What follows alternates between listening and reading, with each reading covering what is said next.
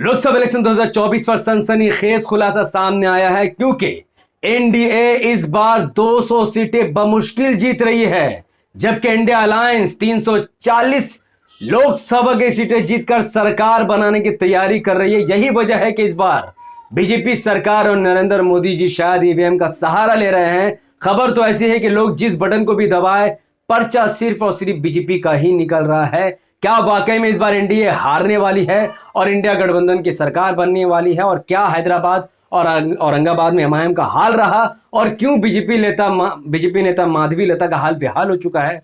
पूरी वीडियो विस्तार से सबूत के साथ समझेंगे। उससे पहले अस्सलाम वालेकुम रहमतुल्लाहि व बरकातहू। अल्लाह के नाम से शुरू जो बड़ा कृपालु और अत्यंत दयावान है। लोकसभा इलेक्शन 2024, नरेंद्र दामोदर दास मोदी जी अब पीएम नहीं बन सकते हैं। मोदी जी को हार का डर सता रहा है क्योंकि ये जो आंकड़ा आपके सामने है ये मोदी जी भी जानती हैं ये सच होने वाला है।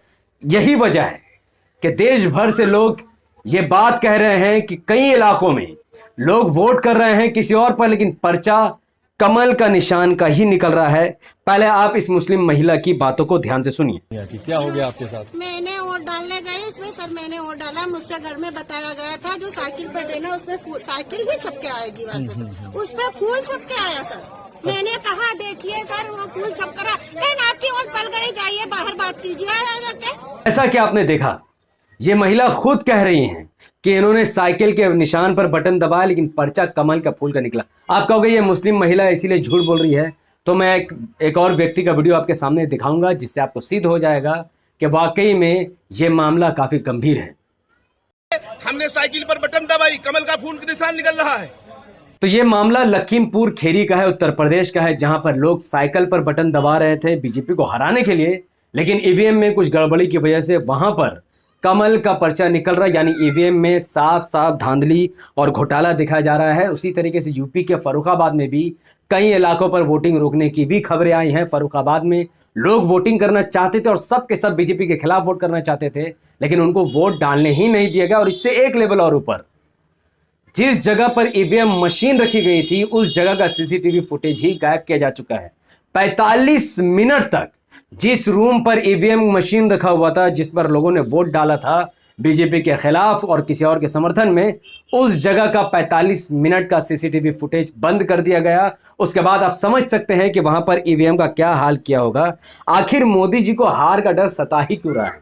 मोदी जी को अगर ये यकीन है कि वो 400 पार सीटें जीत रहे हैं, तो फिर ये धांधली क्यों कर रहे हैं? क्यों ईवीएम में गड़बड़ी की खबरें सामने आ रही है?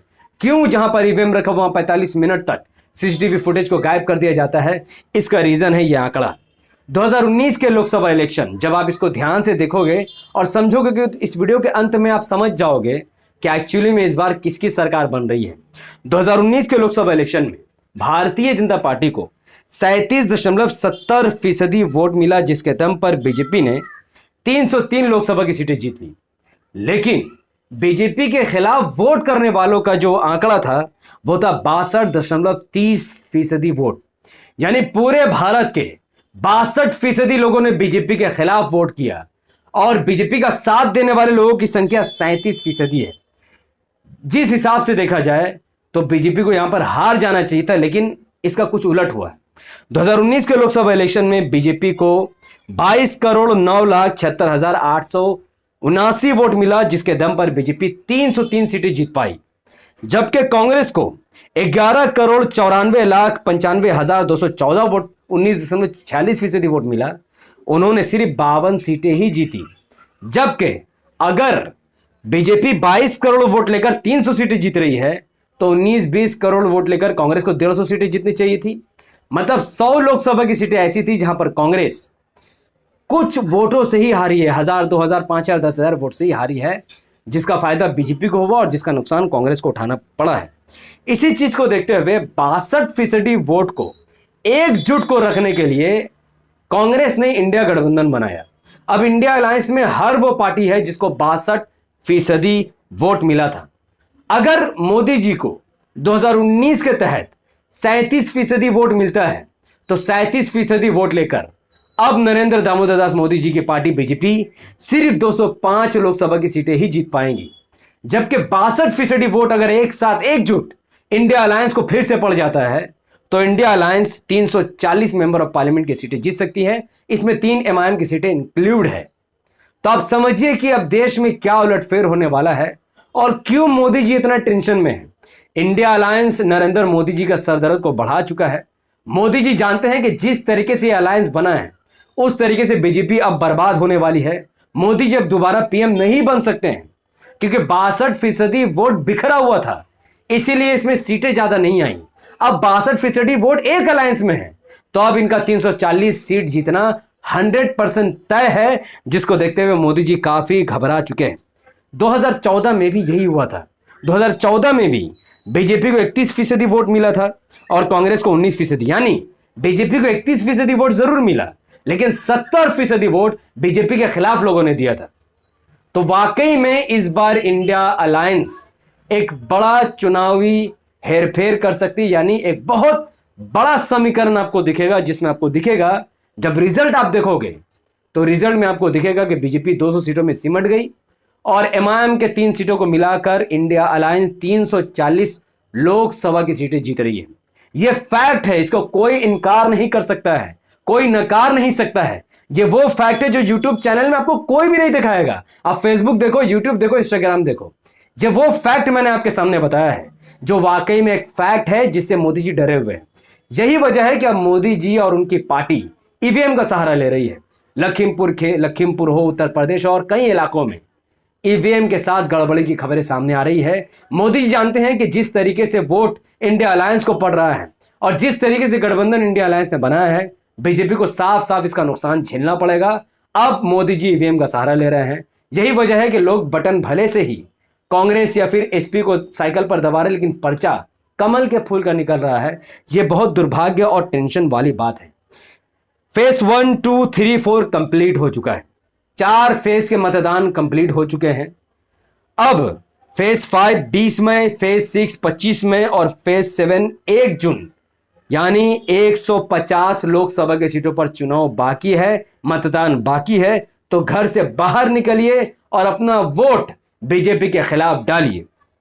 जहां तक एमआईएम की बात है, तो हैदराबाद हो या औरंगाबाद हो, लोगों ने बहुत ही मजबूती से और मुत्तहिद होकर पतंग के निशान पर सिर्फ वोट ही नहीं डाला, बल्कि उनका वीडियो और फोटो खींचकर सोशल मीडिया में वायरल कर दिए।